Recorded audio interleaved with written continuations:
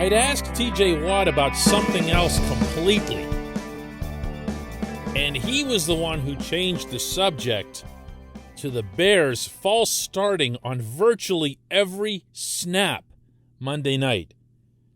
Consider it a snap on TJ's part as well. Good morning to you. Good Thursday morning. I'm Dejan Kovacevic of DK Pittsburgh Sports. This is Daily Shot of Steelers. It comes your way bright and early every weekday if you're into hockey and or baseball. I also offer up daily shots of Penguins and Pirates right where you found this. TJ Watt has every right to be livid over what the Bears were doing at the tackle positions at Heinz Field the other night.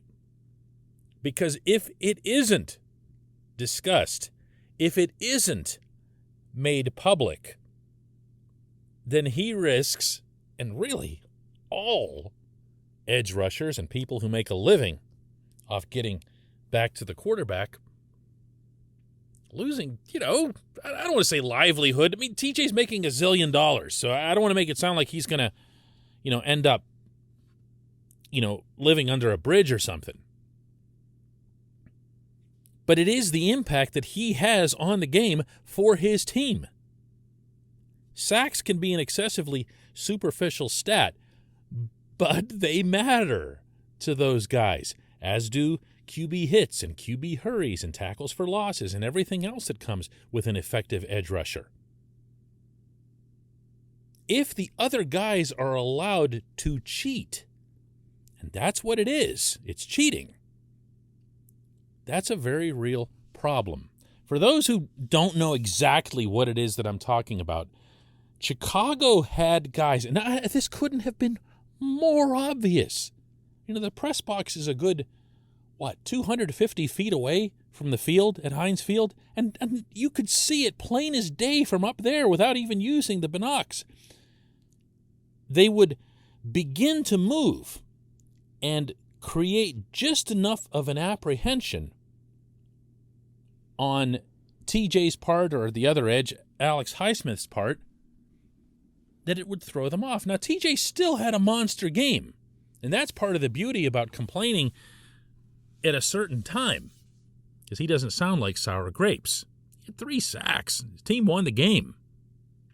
He had a whole bunch of other stuff in that game as well.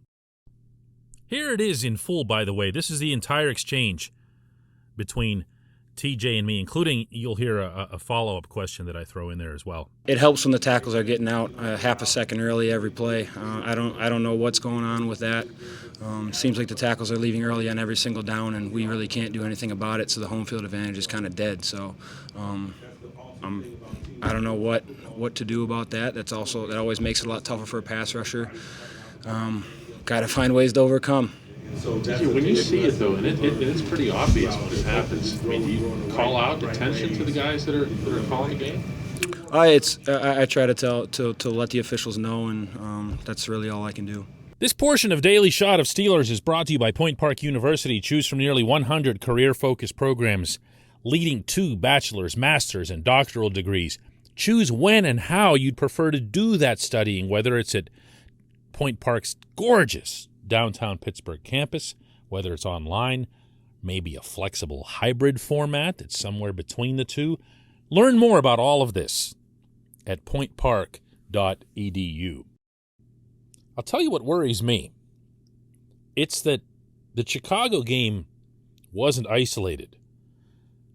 I would say that in watching and covering all of these games, home and road, in person, where you're not stuck with watching whatever it is that the camera's showing you, and I focus a lot on line play, I would say that probably half of the Steelers' opponents have done this. None as egregiously as the Bears, and I guess to some extent you can credit the officials Monday night by acknowledging that at least they did throw a bunch of flags. I mean, there were lots of flags on Chicago. There just weren't enough So the Bears, I'm sure, made a conscious decision to say, listen, we'll take some flags. We're not going to get destroyed by T.J. Watt. But I'd say that half of their opponents have done this. Willfully flouting a rule and doing it again and again and again and again and not really worried about the repercussion. It reminds me, in a way, of when Joe Flacco was in Baltimore and he would work toward all those DPIs. Remember that? It was the DPI pass play where Flacco would just drop back and heave one up in the air and the receiver would take some kind of spill 30, 40 yards downfield, and if they got the flag, great. If they didn't, whatever. There's no punishment. There's no harm. It was a deliberate attempt to get defensive pass interference called because those are chunk plays in and of themselves. And all it takes is 3 or 4 of those in a game to have a very real impact. That's kind of how this feels. I know this isn't as sexy a subject as Cassius Marsh and the taunting and whatever, because it's a rule that's new and some like it and some don't and whatever else here, and there's drama involved and a storyline. But this is a way bigger deal.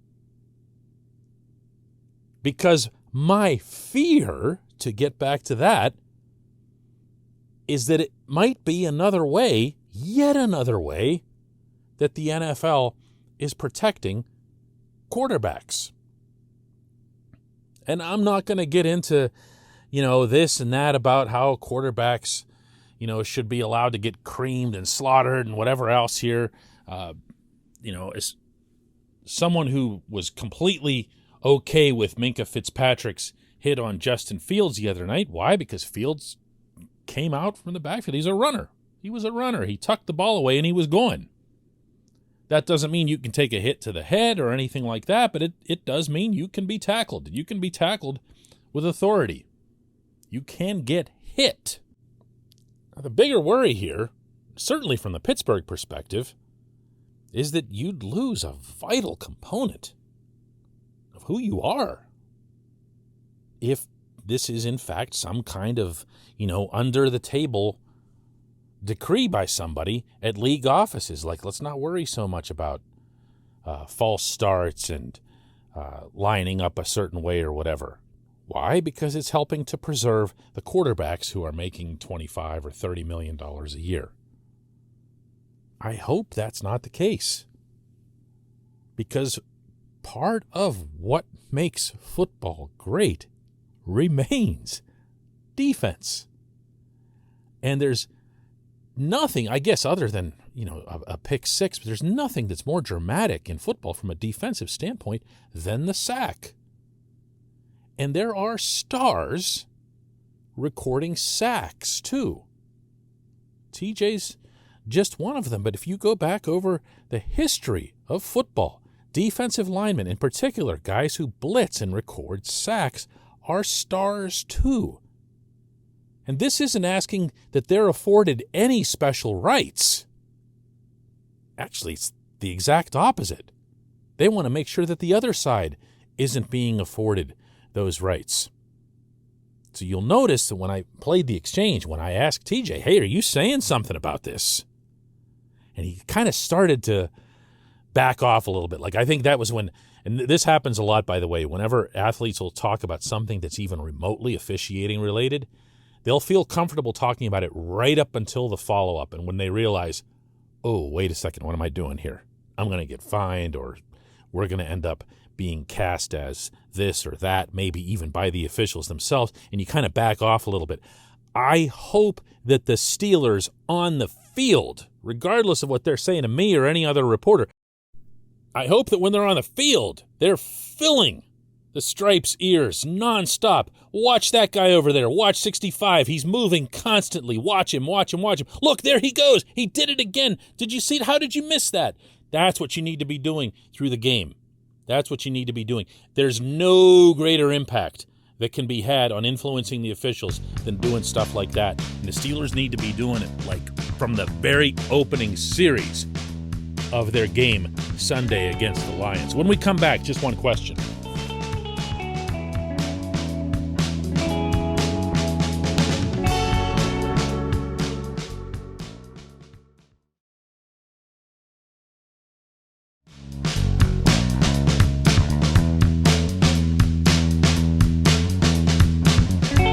Welcome back. It's time for Just One Question, and Paz has our J1Q for the day.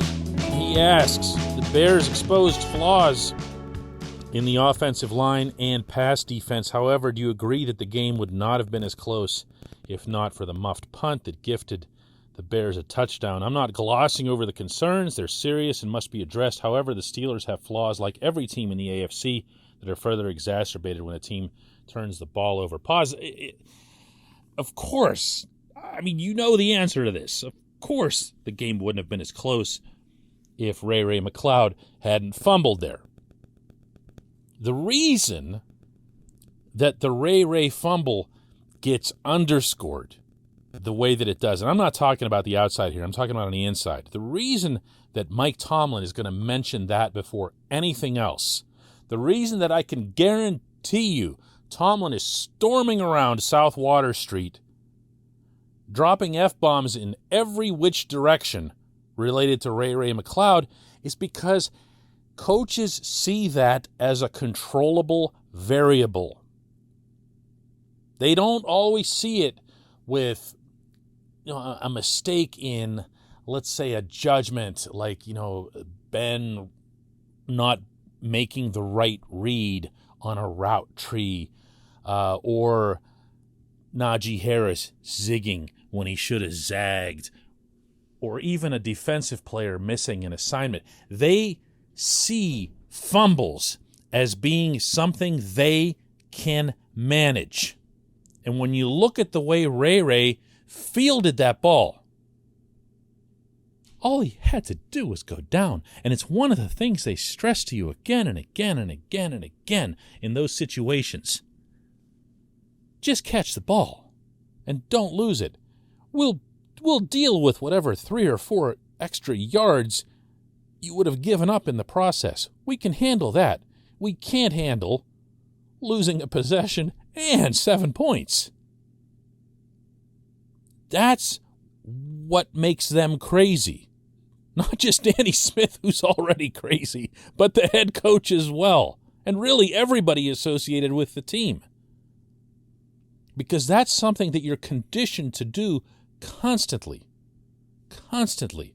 When Ray started as the main and now only kick returner on the team, that was the only point of emphasis. And I'm telling you this as someone, who's been at practices and training camp. It's the only point of emphasis.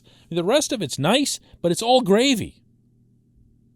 And you can basically see that in his approach to the returns. How often have you seen him take some kind of really high-risk maneuver in the returns where he's going right up a gut and, risking getting, completely clobbered? No, he's kind of going side to side. He's looking for a place where he can go, and then he goes down.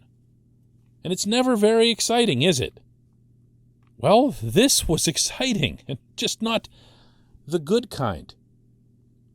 I don't think, that this is something that should distract, however, from the other things that you mentioned. The Bears did expose flaws in the offensive line. I don't know that they exposed flaws in the pass defense as much as they did the scheme that Tomlin and Keith Butler assigned, which I completely hated.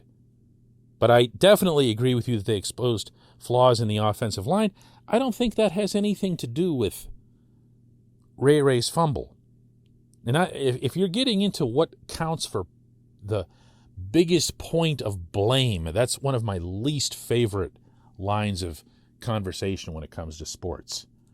What did you think was to blame for this? Well, a whole bunch of things. When the team loses, it's very rarely one thing. But everybody wants to just pick the one thing and talk about the one thing. If they had lost, everyone would have been talking about Ray's fumble. There's no doubt about that. I mean, heck, they also could have been talking about a point after try that was missed earlier on. I just don't. I don't like doing that. I appreciate the question, Pause. I appreciate everybody listening to Daily Shot of Steelers. Let's do another one tomorrow, setting up the Sunday game against Detroit.